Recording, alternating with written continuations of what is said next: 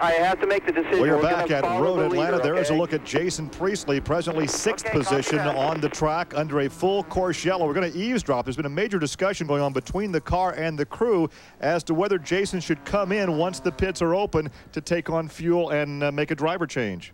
Ron Weaver is on the headset talking from pit lane. And apparently this time the crew chief wins because he wanted Jason to come in. Jason said, let's stay out a while longer. It's going to be a lengthy yellow. Terry McDonald-Cadieux rolling the car over. The safety crew down there working with her in the car right now. And obviously we're going to have a driver change. Andy Pilgrim standing there on the wall in the helmet will take over the driving chores of number 46. The same thing, so we'll just hang back here and we'll watch and see what happens. The accident look like it's clearing up now. No, the accident's they're gonna be on the track for a while, buddy. Yeah, these guys were having a major debate. Jason Priestley wanting to stay out. And because everybody's going to. They are. Don't feel alone in this decision. There's a lot of people scratching heads around here. They're coming in. They're coming in. Jason wanted to stay out and try and do it on one stop. The crew chief overruled him and said, you're coming in. So they're stopping now. Andy Pilgrim will get in, and they'll fill it with fuel. They'll probably have to stop again. Greg is in pit lane as they come in. Cars, we're watching a number of cars making their way in. The leader, number 70, is in. That, of course, is Nick Ham. I believe the Toyota followed him in. And right here is your number 4th place machine. That's Jason Priestley, the number 46 RRR Racing machine coming in. Driver's change is going to happen. We are just past the hour mark. So, indeed, they're gambling just a little bit here. They're going to get Andy in the car. And Jason's crawling out right now, obviously going after tires. And one thing they're going to be doing is checking the damage on the car. You can see the upper driver's side quarter panel is a bit loose right at the driver's door. It had folded back. They couldn't get the door open to do the driver's change. So they're doing it like the World Sports Cars or the GT cars, going in through the window. It looks like tires are coming off fine, however. So we're going to get tires, fuel, and you know that they're going to be topping this car off as much as possible and going to be playing the fuel game for the remainder of this one. A little consultation going on with Jason and Andy, taping up the front end. It looks like oh, they're changing brakes as well. They've decided this is going to be a long stop. So the opportunity here to do a brake change and get fresh front brakes on the car, that's going to pay big dividends as well. So as you can see, we're continuing down here. Number 88 already back out and on the track, and the number 70 car gone as well. It was interesting to eavesdrop on that conversation between the car and the pit, because Jason, as the driver, was computing he could stay out a while longer under this lengthy yellow, and the crew wanted him to come in and make that stop and make the driver change. You can see the damage that was incurred on this car when he made contact with that car spinning in front of him earlier. Now getting in the car will be Andy Pilgrim, and he's the 95 Stock Sports Car Series champion and has made 91 straight races without a DNF, and we had a chance to visit with this team earlier this weekend. Jason Priestley is quickly achieving the same levels of success in the Speedvision Cup for stock sports cars as he has on TV. In only his 2nd season, Jason has not only become a team owner, but parlayed a 4th at Daytona and a 2nd at Sebring, both with new co-driver Andy Pilgrim, into the points lead in the ultra-competitive Grand Sports class. Everything's come together really well for us. You know, we've been working really hard and doing a lot of testing and a lot of practice for me, getting me more up to speed and more competitive in these cars. And doing a lot of development work on the cars and figuring out what makes them go fast. The team itself, I went from a wonderful team I was very comfortable with to another team that just are great guys. We've done a lot of testing, and I've got to know the team quite well already, and great chemistry, good fun. Andy Pilgrim, of course, has been a great help in all this as well with his years of experience, not only with cars and with engineering and physics, but also obviously in driving, which he's been a great help to me. The car's good at Road Atlanta. I think Jason's comfortable here, I'm comfortable here. We've got a good chance, but a good chance in this series means you'll get a top 10 finish. This is a very competitive series, especially in our class. You've got 40 cars. All serious racers, though, never feel they're going quite fast enough. So Jason's decided to add a run in a 600 horsepower GTS-1 Mustang to his already stretched schedule. I wanted to see how it was running 2 series on the same weekend. because I hadn't done that before. And doing it here at Atlanta seemed to make sense because the GTS 1, 2, and 3 cars run independent of the WSC cars. So it's a really good car, really easy to drive, a lot of horsepower. I like it a lot, yeah. I used to run into scheduling problems, and then basically I told them, you know, you can schedule me on race weekends, but I'm not going to be there because I'm going to be racing. So they're pretty flexible with letting me get away for the 4-day weekends that I need, and they just don't schedule me. Well, we're standing by here with Jason Priestley. Just got out of the car, and Jason, right before we came to you, were giving the applause to your crew. They got you in and out of here in a big hurry. Yeah, they did. They did a great stop. Our guys have come a long way since the beginning of the year, really fast with their brake and tire changes, and you know, the stop went well. I think we got out in a good time, so we're sitting pretty right now. You gave up a little track position to do the brake change. Neither of the other two cars, 70, the Mazda, or the Toyota, did that. Hoping that's going to play into your hands later on. Yeah, well, hopefully we will, you know, we won't have to do brakes next time. All we'll have to do is a splash and go late in the race. So hopefully that'll give us an advantage over those guys later on.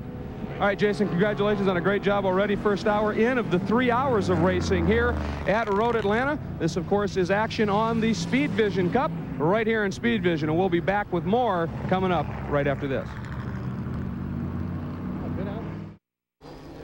After a number of pit stops during this lengthy yellow, we have reshuffled the top of the order. There are the top 4 right now. Let's go back to the pit lane. Calvin Fish, if you can give us an update on Terry McDonald's condition. Well, they just brought Terry in from the racetrack, obviously, on a stretcher. She had a back brace on, and they took her into the medical center right behind me. And her condition was, she was alert, she was conscious, she was saying that she was okay, but obviously they're going to run an array of tests, and hopefully we'll get an update on her condition before the end of the race. Of course, they have a fine medical facility right here on location where they can do all the preliminary work. If there is a need, they can be taken elsewhere. And, of course, you know what it's like to get hurt here. Well, yeah, I never made it to the medical center. I went straight to the chopper in downtown Atlanta. But the good news is that she's conscious and moving around and talking. And, you know, they may have a few things they want to check out, but that's the good news. Very lengthy yellow where some of the drivers obviously will have a chance to take on the fuel and make some driver changes. Matt Turner in the number 17 car being shown as your leader right now. Larry Rehagen in number 52 is in second position. And you can see as we're getting ready to go green here, the field is very bunched up. And of course the cars at the front slowing down to a very slow speed. And you can see we're green here, and he's trying to string themselves out. And now this is the first car. This is the first time the 17 car has led this race. So this is 17 cars up front now. And once again, that's because of all the pit stops and a lot of discussion going on between the race car and the racing team in the pit lane as to whether we make a pit stop in this particular yellow or try to stretch the mileage out. Yeah, and that car was very quick in the warm-up this morning, and so it is a Mustang Cobra. They are very quick, so I wouldn't be surprised if this car leads for a while. Our 70 car, which led the first hour or so of this race, is shown back in 6th place right now, so he is a ways back. Well, Andy Pilgrim, who took over for Jason Priestley in the Mustang number 46, now back in 20th position, so it might be interesting to watch the veteran come through traffic and head toward the front of the pack again. Yeah, they must not have had a very good pit stop. Well, of course, they changed the brake pad, so it was longer than just changing drivers and taking on fuel. Absolutely. But that means he will have the fuel to drive a lot harder in this race than others without new brake pads. Absolutely, and now we're on board. Scott Show. This is the show, yes. The Formula One veteran. Watch him go through the gears. And this is the sky start to darken. Now there was a threat of rain in the forecast for later this afternoon. A couple of cars off course as the sky starts to darken, and reminiscent of what we had to go through last year. Yeah. Now this, I think we've got a replay here. Now this is the 84 Toyota. May have been helped off there. Well, you can see, you know, this is one of these restarts, and early on, you know, when all these cars are bunched up, everyone jockeying for position, all the classes mixed up here, and it looks like that Mazda got turned around. And it looks like that Toyota was just in the wrong place at the wrong time. Tremblay's team car, number 71, spinning right in front of the 84 car. 84 is Henderson. Henderson, a many-time winner in the sports class. You can see they're displaying. That's the turn. That's turn 7. That's where that incident just occurred. And you can see they're displaying the standing yellow flag as the leaders come in. I believe the 70 car is on the move. You can see him go into the shot there into turn 6. Bob Henderson, who went off course, is a 63-year-old veteran who has some 14 career wins in the Speedvision Cup.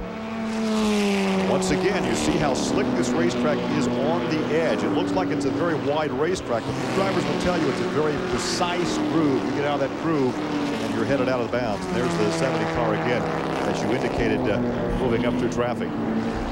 Yeah, and he has moved up a couple of positions on this last lap. They've been green for about 2 laps. He's gone from 6th to 4th, and he is definitely on the move.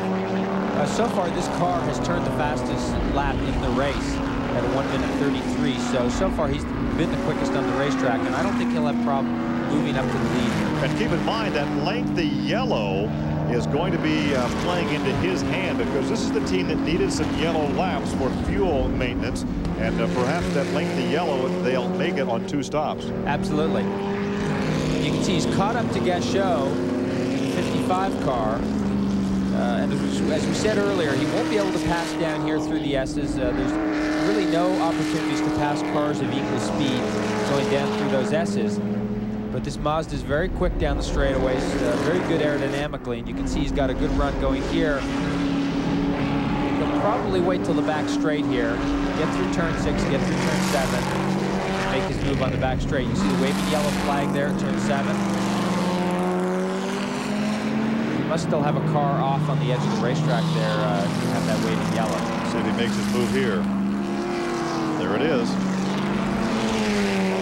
Exactly where you'd tell him to pass, right? Well, that's where I would have done it. And there you can see the pass for position. We talk about this driver coming from Formula 1 with all of his experience. Again, he's in the backyard of these guys that run these Speedvision Cup cars week in and week out. It's always difficult to go from your background to somebody else's backyard. Sure, no matter what it is, you know, this car might only go around here, you know, at half the speed of something that Gachot is used to driving. But as we said earlier, these cars do have their own idiosyncrasies. Well, you saw the pass there for 3rd position, so Ham now moves to 3rd. Of course, Sylvain Tremblay, who won this race last year, teaming with Joe Vardy, will be the closer on this team. You know, and there's an interesting strategy on who starts the race and who finishes the race. Always send the fast driver out to qualify. Sometimes they use the fast driver as the closer. Some people say, well, let's go ahead and start the race with the fast driver. Well, on this team, both of these guys are very solid. You know, sometimes you have a little, you know, sometimes you have a big difference in drivers. But this team, these guys are both very strong and both very capable. Well, realistically, some teams will have a pro, a hired gun to come in and run with the team owner. Not the case here. A couple of real good guns up there in 3rd position. Back at Road Atlanta under still another full course yellow. We really can't tell you right now why we had that full course yellow, but this would be an advantage for this team right here because they had gambled, stayed out. They were running back in 4th position at this point, 3rd on that restart. Simon Gregg, the young driver, 2nd-generation driver, will take over on this pit stop. So here's a team that gambled on the last yellow, and it may play out their way. Yeah, they gambled for track position, of course, and most of the lead cars did stop under that last yellow. And they will lose, you know, whatever they gained in track position, they're going to lose if they stop again. Now, of course, the pits would be closed now. It's very early in this full course yellow, so the pits would be closed. They'll wait till the entire field gets bunched up behind the pace car, and then they'll open the pits, and the 55 car will be able to stop. Well, we have a special guest standing by, enjoying spectating this afternoon, and he's with Greg. Well, Indeed, a very special guest, Ronnie Lott, of course, 4-time Super Bowl champion and probably the greatest defensive back ever to play the game. And you're at a car race. You having fun? I'm having a lot of fun. Today I was able to bring some kids from Mississippi up here to kind of experience what's happening here at the races and giving them a little insight on what goes on in terms of building a team. It's funny because everyone wants to be a driver, but when you look at racing, there's so much more that goes into it. And of course, you know a thing or two about teamwork. That's a great message to pass on to you, too. Yeah, it is. I think it's a great message, but I think what's interesting is that it gives them another view. Obviously, when you watch it, which I've watched on TV, you always think of the driver, but you never really get a chance to see how many people actually spend their time trying to make this happen. And looking at what Andy Evans is trying to do with professional sports car racing, I'm really glad to be a part of it. Well, you're on the board of directors for sports car racing, so you're very involved. Thanks for stopping by. All right, thanks a lot. Thanks for having me. Now there's a first-round NFL draft pick. In '81 was the Rookie of the Year, Defensive Back of the Year in '83, and twice he led the league in interceptions. And obviously, you can tell by his enthusiasm, he's a race fan. Love to have those football players here at the race. Full course shallow. We're coming back. Stay with us. We're in Atlanta. The car number 55 has been in. They're just finishing off the fooling right now. Simon Gregg has got behind the wheel of that car, taking over from Bertrand Gachot. They obviously rolled the dice there on not pitting after the first yellow, and they firmly believe now that they should be able to go the distance without an additional fuel stop all the way to the end. And further down pit lane, Gregg has a story. Indeed, Calvin, we've got another pit stop going on. One of the front-running sports machines, the number 81 BMW of Fitzgerald, and now Anthony Lazzaro. Mike is out. Anthony is getting in. They are doing, I don't think they did tires, but they topped it off. They had the right side of the car jacked up in the air, loading as much fuel in as possible. Lazzaro, certainly one of the more competent drivers you're going to find, is underway. And again, they've been very careful making sure fuel is in this car as much as possible. Now they've got their driver's change done. And Lazzaro behind the wheel of 81, a BMW that has been leading throughout much of this race in the sports class. Well, he got that phenomenal break early on the first yellow and gained the better part of a lap on all the other cars in his class. So that was the break of the day. So heavy. Well, we will attempt. There is some conversation going on right now between Anthony and the crew. We'll try to jump in and see if we can get a word. Anthony, this is Gary Lee in the Speedvision broadcast booth. Do you copy? 10-4, Gary. We got you loud and clear. So how long now that you're in the cockpit might it take you once we go back to green to develop your own rhythm after watching a good part of this race? I got to get used to the car not having power steering right now. We also congratulate you on that podium finish just a week ago in the streets of Long Beach, second place in the Toyota Atlantic race, but now you've got a full-bodied race car under you. Different with fenders on, isn't it? Yeah, but don't lean on anybody too hard this afternoon. I tell you what, these guys from giving us a great deal to get it off. Looking forward to carrying this thing to the fender. We're getting a bit of a breakup because of the weather front moving in, and we'll try one more question. What did your teammate Mike have to say about the race car and the racetrack? Racetrack's still in decent shape. The race car's in good shape other than we lost power steering fluid. We'll be okay. Got strong arms. Well, thanks for talking with us and wish you well the rest of the way. Thank you. Anthony Lazzaro back out after a driver change and what they hope is the final pit stop of the afternoon. And there's the 55 car, and of course the disadvantage now for that car, even though they feel they can get to the end, is that they're well back in this pack of cars. Even though they are in the lead lap, they're well back in this pack, and they're going to have a very difficult time getting back to the front. Simon Gregg in the car, the young son of late Peter Gregg. So what a gene pool he has for racing. Let's go back and talk to his teammate. In the early 90s, Bertrand Gachot was one of the rising stars in Formula One, had a spell with the Jordan team and the Pacific team. And Bertrand, why are you over here running in the Speedvision Cup?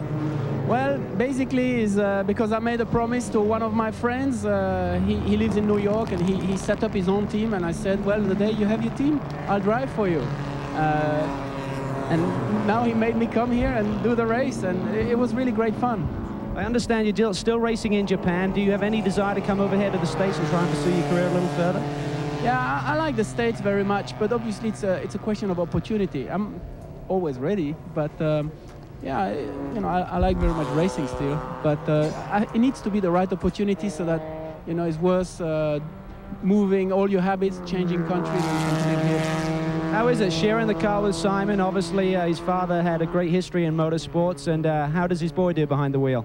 Well, it's very good. You know, we had good fun this weekend, and we tried to make the car improve together, and I think we got the car to a much better level, and it's very competitive out there, and it's real racing. You know, in single-seater when you race, you can't follow the cars because of aerodynamics, while there, you know, you can really race, overtake, repass, pass, and it's fun. Bertrand, it's great to see you again. Thank you. Running 18th on the track right now, 18th overall. So we'll see what Simon Gregg can do once they go green. Yeah, he's 18th overall, but don't forget there are plenty of lap cars between where he is on the racetrack and where the leaders are, and say where that 17th place car might be or the 16th place car. So you can see they're pretty much at the back of that line, and there are 70 odd cars out there. So Simon Gregg has definitely got his work cut out for him. Another of our many second generation drivers.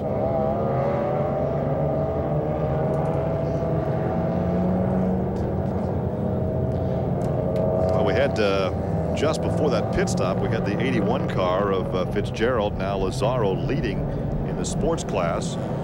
Jack Norris in the 63 was leading in touring. There's the 63 car. And Ed Magner in 89 was leading in compact. And still a lot of traffic. And we've had, this is the third full course yellow to bunch everybody up. They fight through the traffic. The yellow comes back out. This yellow was because we had a couple of cars off course in a position they really could not safely get to without the full course yellow. Right, and that was probably one of those cars we saw go off on that restart out of turn 7 there. And yeah, I think we're probably going to see another full course caution or two before this race is over.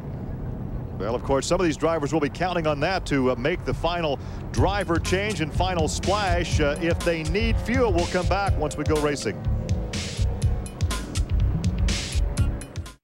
Kristen Powell and a top fuel dragster and Andy Evans have in common.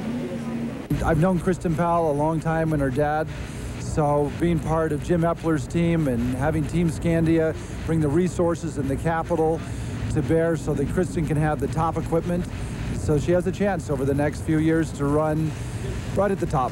That's right. The owner of SportsCar bought the young Powell's team, and you can bet that even more success is on the way.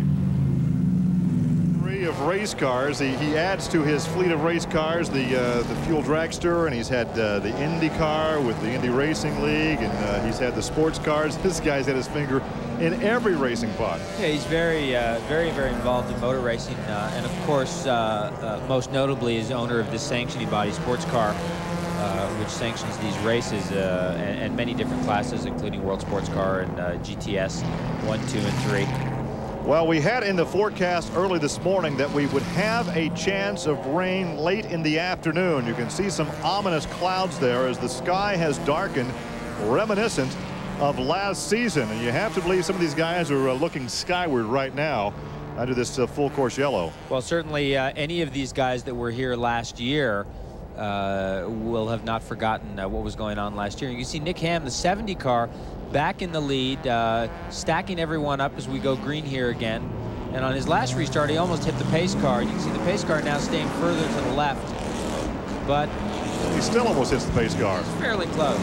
So Nick Ham, they've not made a driver change in that team. They'll make one more stop. They were hoping to go on only 2 stops, but to do that would need some lengthy yellows. They got exactly that this afternoon.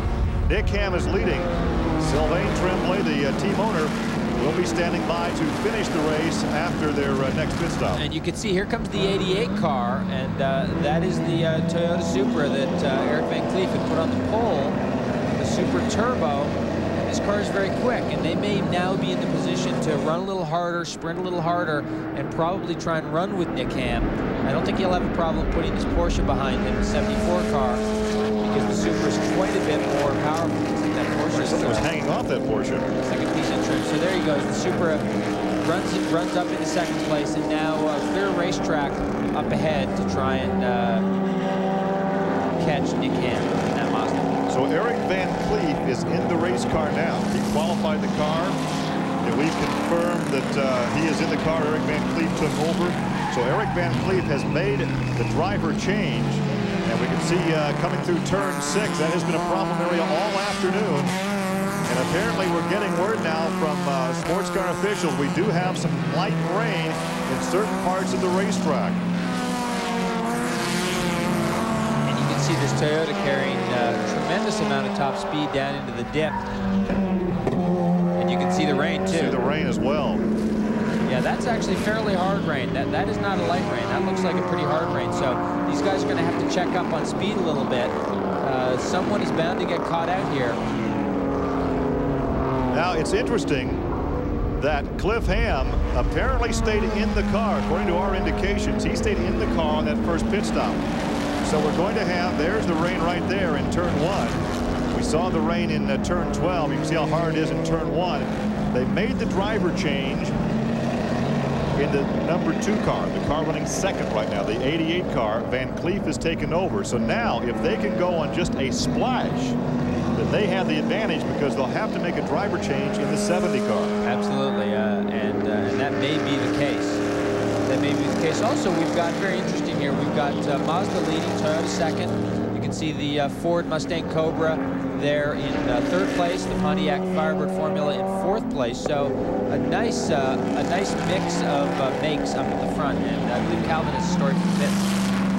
As we stand here in pit lane right now, the rain is coming down. I've got 2 tires sitting here. The one on the right, as you look at it right now, this is what they do for dry conditions. They shave down the tire so it doesn't get the heat buildup. Over here, we have a fully treaded tire. This is what the guys are going to come in and pit for. This gives them a lot better grip under the wet conditions. It actually lets the water escape. They don't aquaplane on the track.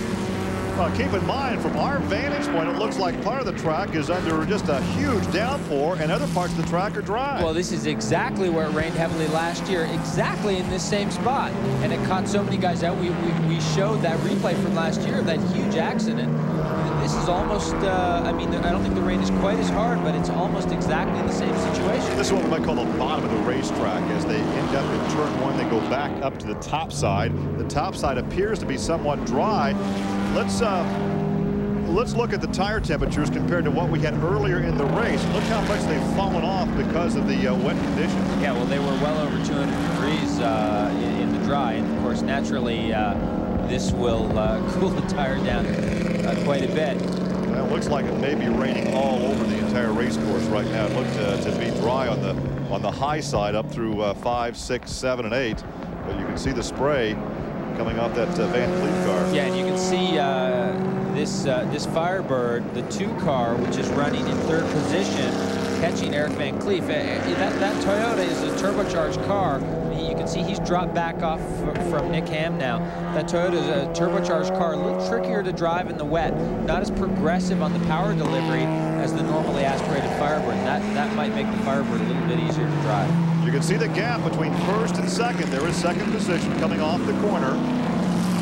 He is being challenged for that position. See the headlamps on, but right now, Nick Ham continues to open up the gap between 1st and 2nd. That would be part of the strategy because it will take longer for them to change drivers than what it will take for Van Cleef if he only needs a splash of fuel. And it looks like this is the area on the last lap that we saw so much rain coming down. It looks like it stopped raining. Of course, the racetrack is still wet.